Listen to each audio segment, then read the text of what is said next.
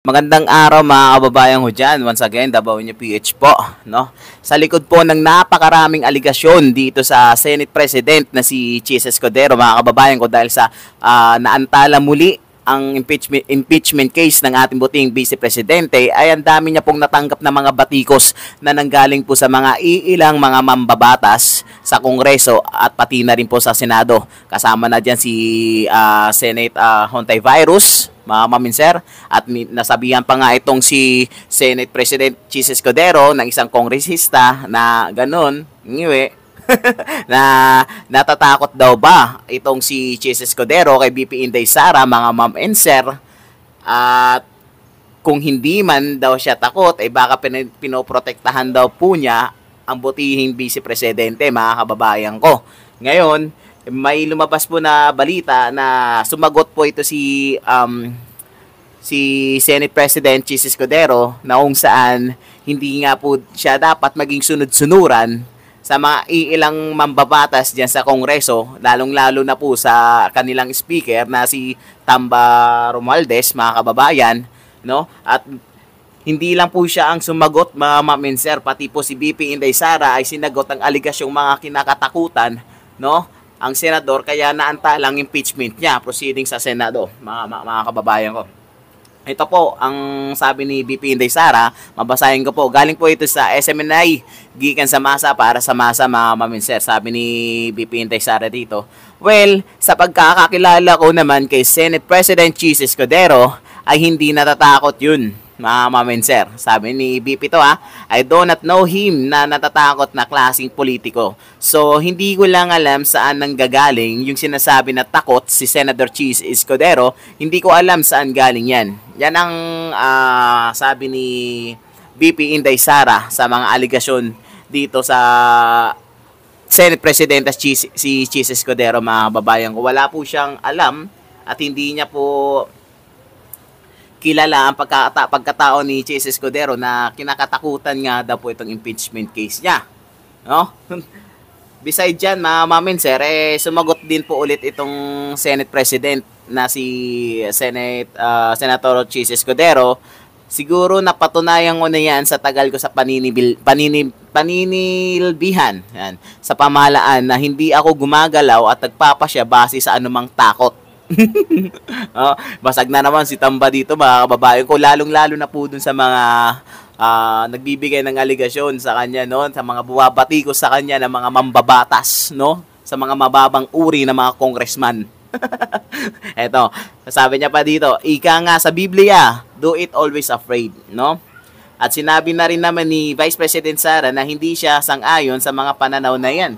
So yun, mga kababayan ko. Iba lang, isa lang ang ibig sabihin nito, mga maminser.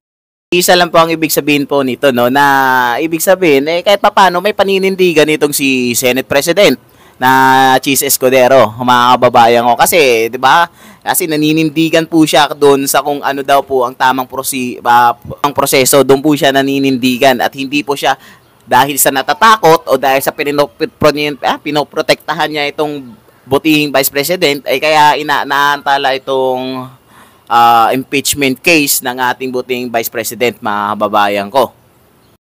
Para naman po sa akin, mga kababayan ko, ang tunay po na takot yung po yung mga taong atat na masimulan ang impeachment case ni BP Inday Sara. Kasi alam naman natin na taob na po sila talaga, 'di ba, mga maminser? Lalong-lalo na yung nagsasabing takot daw si Chis Escudero. Singawi. Si Laila de Lima, Diyos ko Lord, putik na yan. Hontivirus, nako, yan yung mga taong takot na tawag dito. Takot na hindi matuloy ang impeachment ni BP Inday Sara kasi alam naman natin ang balik niyan, mga kababayan ko, at ilang taon na lang po ang pagtitiis at paghihintay natin. 2028 na naman po, election na naman, mga maminser, at dito na po talaga makikitaan ng mga butas itong mga tulonggis na mga basurang politiko. Nabasa ko pa nga po dito, mga kababayan ko, ang sinabi ni Laila de Lima na kung saan sabi niya, isa yan sa mga senyalis na sa tingin ko may nangyayari, sa tingin ko mayroon ng ganyang usapan na kinukonsider na nila yan to kill the impeachment trial. Bakit po, Saba Queen? Bakit po atat na atat ka na matuloy itong impeachment case ni BP Inday. Bakit? Di ba? Kasi alam mo ang balik. Ituloy natin. Ang na-imagine ko na, come June 11, sasabihin na naman nila, okay, hindi na pwede. Let's put it up to vote. Hindi tayo makakasiguro na majority of them will say, okay, let's proceed. Alam niya naman pala eh. alam niya naman po pala mangyayari, mga kababayan ko, pero pinipilit niya pa rin po ipagkasyahin ba?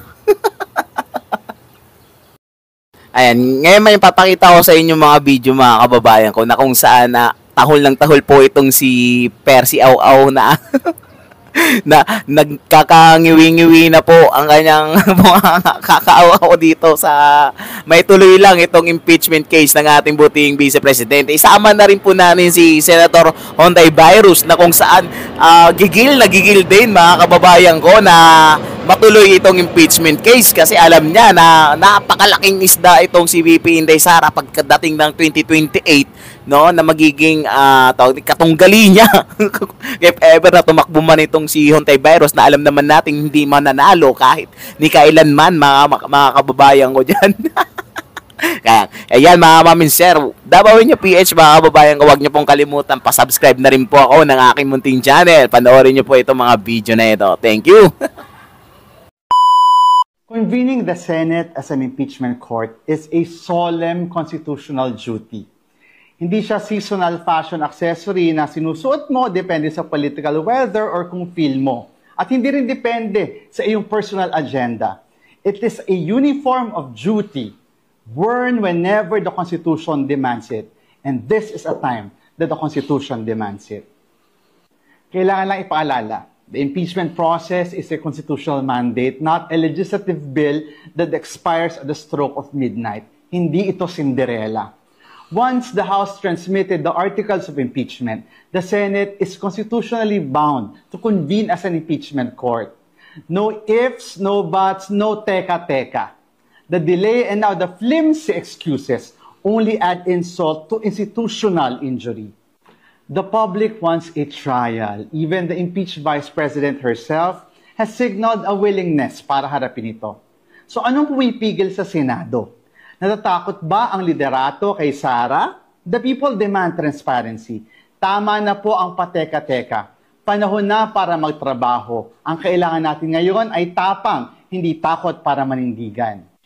Every day of delay sends the message that the Senate leadership is either afraid of Vice President Sara Duterte or worse, actively protecting her. Kaya nga ang tanong natin, natatakot ba kayo kay Sara Duterte o pinoprotektahan niyo siya? Nakakabahala na ang paulit-ulit na antala sa proseso ng impeachment trial. Buwan na ang binibilang natin. Sobra-sobra na ang paghihintay ng mga Pilipino. Let us all hope this is the last delay. While I support my colleagues in our shared sense of urgency in passing important legislation in the last days of the 19th Congress, including the landmark anti-POGO bill, we cannot postpone our constitutional obligations any longer. Any further delays in commencing the trial against Vice President Duterte would violate the Constitution, which clearly states that the Senate must forthwith proceed with an impeachment trial. Hindi kapag ready na, hindi kapag convenient, kundi shall forthwith proceed. Huwag naman sana yang baliwalain. The Supreme Court has also previously ruled that the Senate is treated as a continuing body when it comes to non-legislative functions, and those include the vital duty to sit as an impeachment court. We owe it to the Filipino people to convene as an impeachment court and begin the proceedings at the soonest possible time. Ano man ang akusasyon laban kay Vice President Duterte, karapatan ng taong bayan na malaman at mahimay ang mga ito sa pamamagitan ng isang transparent na impeachment trial. Dapat harapin na ng Senado ang lahat ng ito sa lalong madaling panahon.